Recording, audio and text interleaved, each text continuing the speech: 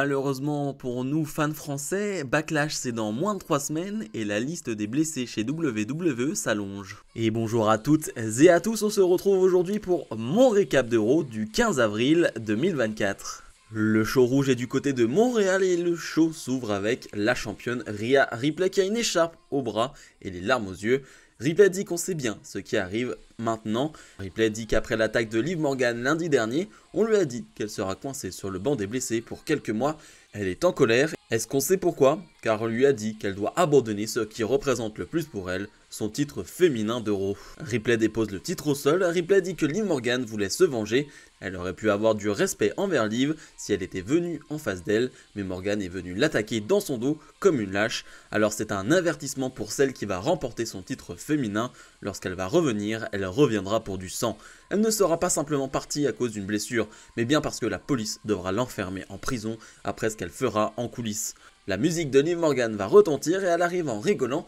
Les agents de sécurité vont arrêter Liv Morgan, mais Ripley quitte le ring pour essayer d'aller se battre, mais la sécurité va l'arrêter aussi. C'était la rumeur d'avant show. Quelques heures avant le show, c'était sorti par PW Insider et Rhea Ripley qui devait possiblement relâcher son titre suite à une blessure. Alors certains disent qu'elle est arrivée la semaine dernière après l'attaque de Liv Morgan, certains disent que c'était bien plus tôt vers WrestleMania. Bref, on verra bien où c'était, mais ce qui est sûr, c'est qu'elle doit relâcher ce titre. C'est terrible parce que quand on parle d'une heel comme Rhea Ripley, même si c'est une heel qui est très appréciée, évidemment on aimerait qu'elle perde son titre d'une autre manière, c'est-à-dire un gros match face à une babyface qui profite de ce match-là pour être élevé un peu plus haut, ce qui ne sera pas le cas. Et ce qui est bizarre dans cette histoire, c'est que Liv Morgan maintenant est un peu détestée, alors que c'est une babyface qui s'est juste vengée sur la heel, parce que clairement elle a blessé Rhea Ripley, mais l'année dernière, c'est Rhea Ripley dans la storyline qui l'a blessée, donc elle ne fait que se venger,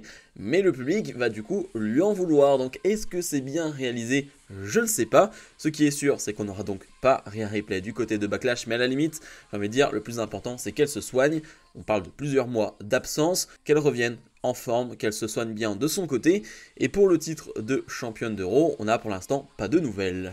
Ivar fait face au revenant Sheamus qui fait son retour après 8 mois d'absence. Très heureux de voir Sheamus parce que c'est un excellent catcheur qui fera toujours le boulot sur le ring. Dans la mid-card, c'est le catcheur parfait parce qu'il va donner des bangers. Comme il le dit, un match qui va durer 5 minutes et c'était vraiment déjà très bon. Et oui, pour un match de retour, c'est déjà très bon pour Sheamus. Comme d'habitude dans son style, va être bagarreur, va être puissant, violent. Bref, c'est un bon Sheamus déjà qui fait son retour face à un Ivar qui est en ce moment au top, qui enchaîne les grosses performances, qui est d'ailleurs du côté de NXT, comme on l'a vu la semaine dernière, qui a challengé le champion nord-américain au Bafemi. Ça, c'est un match que j'attends énormément.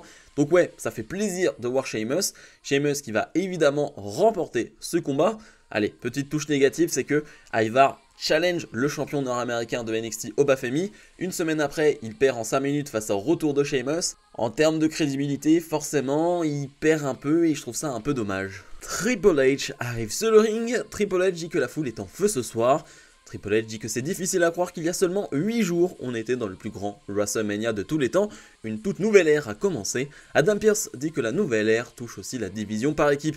WrestleMania a commencé avec une seule équipe championne et maintenant nous en avons deux. Raw et SmackDown ont besoin de championnats qui les rendent fiers. Pearce présente Awesome Truth qui arrive sur le ring avec les anciens titres de Raw. Triple H félicite les deux pour la victoire. Triple H dit que c'était probablement le plus grand tag team match de l'histoire. Sur une note personnelle, voir R-Truth avoir son moment à WrestleMania était génial. Mais c'est une nouvelle ère et si on veut représenter la division et Raw comme il le faut, ça nécessite du matériel de qualité. Alors à partir de maintenant, ils seront les World Tag Team Champions avec ces nouvelles ceintures. Triple H présente les nouveaux titres. R-Truth est sous le choc. R-Truth dit qu'il a vu un lapin sortir du chapeau, même une femme se faire couper en deux et marcher, mais il n'a jamais vu un tour de magie comme celui-ci. Il sait voir un bon magicien. Triple H a fait apparaître les titres. Il est génial. Miz dit que Triple H n'est pas un magicien. Truth dit que les magiciens disent tout ça, mais il ne veut pas faire confiance aux magiciens après Little Jimmy. Qu'est-ce que Triple H leur cache d'autre? Miz dit que c'est exactement ce qu'il voulait. C'est la période la plus importante de la WWE, c'est leur chance d'amener les titres par équipe à un autre niveau. Miz dit que c'est un cadeau de Triple H. Truth dit que le magicien a trompé le Miz aussi, mais il voit clairement dans le jeu de Tommaso Ciampa. Miz dit qu'il doit expliquer la vérité, Miz va alors parler en français et expliquer à R-Truth que ce sont de nouvelles ceintures, mais pas un tour de magie. Tout le monde chante oui, oui, oui. Triple H demande s'il peut enfin quitter le ring. Triple H prend les anciens titres, donne les nouveaux titres et quitte le ring.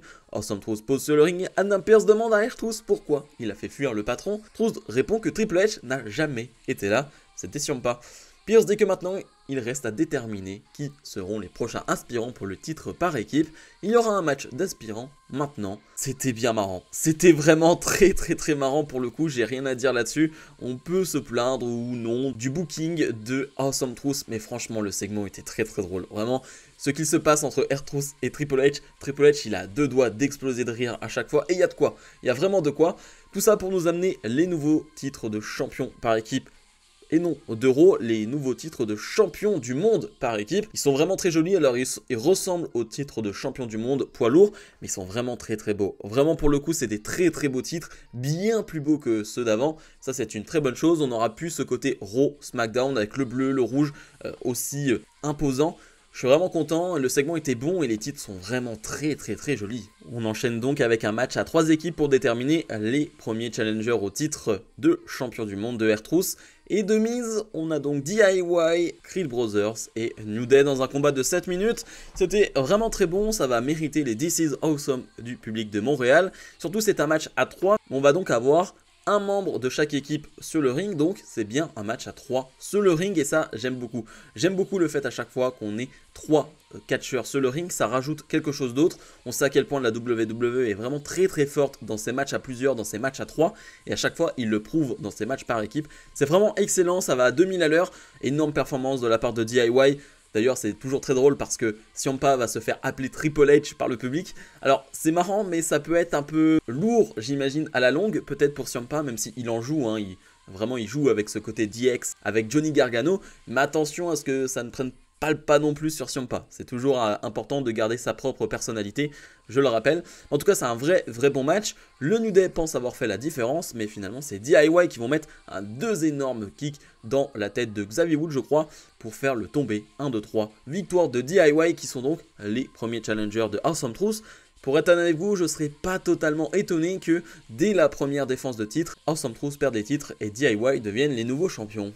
Maxine Dupree et Ivy Nile font face à Candice LeRae et Indy Hartwell, un combat de 3 minutes. Difficile de dire que Maxine Dupree fait d'énormes progrès, mais en tout cas, je vois des progrès. Voilà, il faut le dire, quand il y a des progrès, il y en a, et là je les vois. Je la sens un peu plus à l'aise. Sur le peu de temps qu'elle a sur le ring, je la sens un peu plus à l'aise. C'est intéressant de noter que Indy Hartwell cette fois-ci va tricher, c'est-à-dire qu'elle n'est pas légale sur le ring, mais elle va intervenir et donner l'avantage à Candice LeRae qui va remporter le match pour son équipe. Je voulais revenir sur un point, sur les réseaux sociaux, je mets souvent le programme de Raw, le programme de SmackDown, et certains ont vu ce combat et ont commenté. Rien à faire de ce match, c'est quoi ça, etc. Les gars, on peut pas se plaindre que la mid-card ou la low-card féminine ne soit pas intéressante et qu'après on construise personne. Quand finalement ils essayent de construire des choses, on se plaint derrière. Je veux dire, on peut pas aller dans les deux sens. À un moment donné, oui, c'est pas ce qu'il y a de plus passionnant. Je vais pas vous dire que c'est vraiment l'histoire de l'année, ce qu'il y a entre Candice LeRae et Maxine Dupree, mais je pense que ça aide les deux personnages et j'ai envie de voir la suite, j'ai envie de voir où ça va aller. Donc d'un côté, je suis quand même un peu intéressé. Andrade fait face à Dominic Mysterio dans un combat de 5 minutes. C'était correct, je vais pas retenir grand chose de ce match. On va retenir que Dominic Mysterio a été bien motivé par le nouveau leader du Judgment Day, Damien Priest, qui, en plus d'être champion du monde maintenant, avec le départ, la blessure de Rhea Ripley, prend vraiment ce rôle de leader. Donc ça va être très intriguant de voir ce que ça va aller et si réellement il va réussir à devenir ce leader du côté du Judgment Day. Sinon le match, on va retenir 2-3 prises. On va retenir le Canadian Destroyer porté par Dominic Mysterio sur le tablier du ring. C'était une prise forte, c'était une prise impressionnante. La prise à chaque fois la plus marquante, la plus choquante des matchs d'Andrade, c'est lorsqu'il se lance pour cet énorme coup de coude. Vraiment, celui-là, il est impressionnant. Et Andrade va remporter ce combat clean.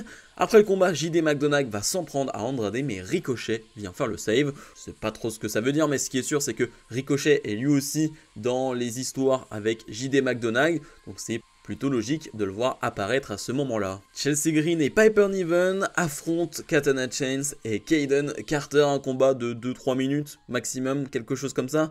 J'essaye toujours de trouver quelque chose à dire sur les combats. Là honnêtement, c'est très compliqué. On va retenir quoi ?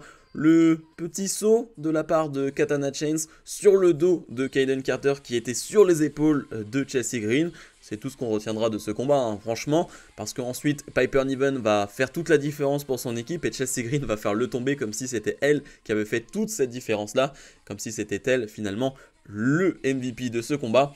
Bref, victoire de Chelsea Green et Piper Niven et c'est tout ce qu'on va retenir. Cody Rhodes est sur le ring. Cody demande en français aux fans de quoi ils veulent parler. Cody dit qu'il faut remercier Adam Pearce pour lui laisser passer du temps à Raw, alors que techniquement, il est un catcheur de SmackDown. Il est impossible de rester sur WrestleMania éternellement alors que Backlash arrive et il va affronter LA Knight ou bien AJ Styles. Il y a un homme qui pourra en parler pendant des heures, un homme qui a dit qu'il serait son bouclier, son shield. Il a gardé sa parole, il a été son bouclier, alors merci à Seth Rollins.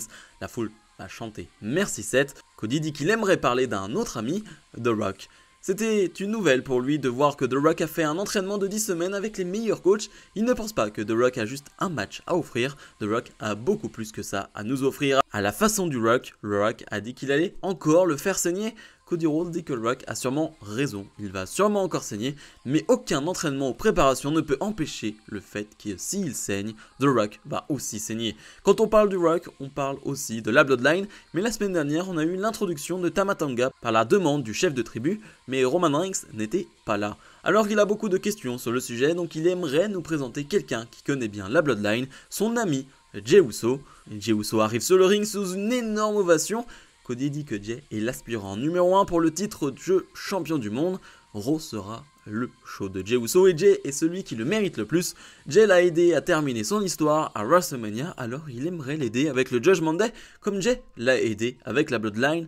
Jey dit qu'il apprécie ça, mais il doit le faire par lui-même. Il doit être lui-même le maître du hit. Ça sonne bien, le nouveau champion du monde poids lourd, Jey Uso. Cody dit qu'il comprend que Jey veut le faire seul. Bonne chance. Les deux alors se font un câlin. Cody il est en tournée promotionnelle, hein. Là pour l'instant il fait des promos qui sont cool mais qui ne vont pas plus loin que ça. On nous tease encore une fois le Rock Cody Rhodes, il arrivera, c'est sûr et certain qu'il arrivera un jour ou l'autre parce que si on en parle encore et encore, c'est que ce n'est pas anodin, ils le laissent comme ça de côté parce qu'ils savent que ça va arriver. C'est très malin de faire quelques petits teasings de temps à autre parce que ça va arriver. Cody Rhodes qui a fait des blagues pendant cette promo, déjà le « de quoi vous voulez parler » en français était plutôt maîtrisé. Il voulait dire fit, donc pied, il a dit yeet. Et ensuite le until we meet again, donc jusqu'à ce qu'on se revoie à nouveau, il voulait dire à Jey Uso. Et il lui dit until we yeet again. Voilà, des petits jeux de mots, même lui il en rigole parce qu'il sait que c'est vraiment très mauvais, mais j'avoue que ça m'a fait plutôt rire. Bref, on a un Cody Rhodes qui est de bonne humeur, comme il le dit. Il est un peu focus sur WrestleMania parce que c'était il y a une semaine et en même temps il est obligé de se focus sur Backlash. Position difficile parce qu'il y a la draft qui arrive dans 2 semaines aussi. C'est très compliqué pour l'instant de juger le début de règne de Cody Rhodes parce que la position est très délicate. Jey Uso fait donc face à Finn Balor dans un combat de 5-6 minutes. Ambiance de folie du côté de Montréal. Et c'est vrai que dans quelques semaines, on accueillera aussi Jey Uso face à Damien Priest. Va falloir mettre l'ambiance, va falloir que son entrée soit épique, soit sensationnelle. Vraiment, va falloir être présent. Je serai présent, je le rappelle, mais ouais, va falloir être présent et faire énormément de bruit. Un match qui est bon, mais j'ai pas grand chose à en retenir. On retiendra l'enchaînement final de Jey Uso qui maintenant termine de la même manière avec le spear et le splash. Le spear, je trouve jamais trop beau de la part de Jey Uso. Voilà, je trouve qu'il manque un peu d'impact. Évidemment, c'est cool de l'avoir dans son arsenal par rapport à toute l'histoire avec Roman Reigns. C'est vraiment bien qu'il l'ait, mais je le trouve vraiment pas beau. Vraiment pas beau du tout. Jey Uso remporte donc ce match et ensuite, le champion du monde va venir sur le ring. Damien Priest se confronte avec son challenger Jey Uso. On va juste avoir un face-à-face entre les deux, mais le Judgment Day va s'en prendre à Jey Uso, JD McDonagh, Dominic Mysterio, et tu sens que c'est pas de l'avis de Damien Priest, c'est pas du tout son idée, c'est pas du tout son plan. Ouais, le nouveau chef manque un peu d'autorité sur ce coup-là, et Jey Uso va réussir à s'en sortir et à finalement s'enfuir par le public. Et le main event, Sami Zayn défend son titre de champion intercontinental face à Chad Gable. Mais évidemment, on est obligé de parler de l'entrée de Sami Zayn qui était sublimissime parce que lorsque Jey Uso va quitter le ring et va quitter l'arène, on va le suivre avec le même plan, on va le suivre. Il y a même des fans qui vont se faire chahuter par Jey Uso parce qu'ils sont devant lui et on va le suivre tranquillement et on va arriver jusqu'à Sami Zayn. Les deux vont parler quelques secondes, on va suivre ensuite Sami Zayn sans coupure ni rien qui rentre dans l'arène. via le public et c'est fantastique parce que Sami Zayn est chez lui du côté de Montréal, tu le vois arriver dans le public sans coupure, tu le vois directement descendre les escaliers, franchement c'était magnifique. Évidemment on est là pour parler de catch, de technique etc, mais franchement ça c'est très très beau. C'est une des meilleures entrées qu'on ait vues cette année, sur les dernières années aussi, je trouve que c'est une magnifique entrée de la part de Sami Zayn. On va avoir un combat de 11 minutes entre Chad Gable et Sami Zayn qui était là aussi excellent. On nous avait annoncé que Chad Gable avait un plan pour contrer Sami Zayn, il avait vu une faiblesse, et bien justement sa faiblesse, il l'a vu, c'est au niveau des jambes et Chad Gable va énormément faire souffrir Sami Zayn au niveau de la cheville.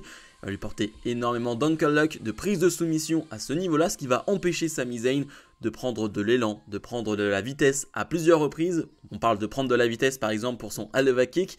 Il ne va pas pouvoir le porter à plusieurs reprises parce qu'il est blessé à cette jambe-là. Ça ne va pas l'empêcher de sortir d'énormes prises. Je pense à cette espèce de springboard moonsault qu'il porte à l'extérieur du ring qui est sublimissime.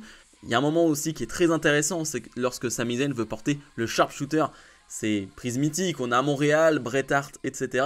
Il peut même pas la porter tellement il est blessé, tellement il a mal aux jambes. Ça c'était vraiment un moment très très intéressant, très important.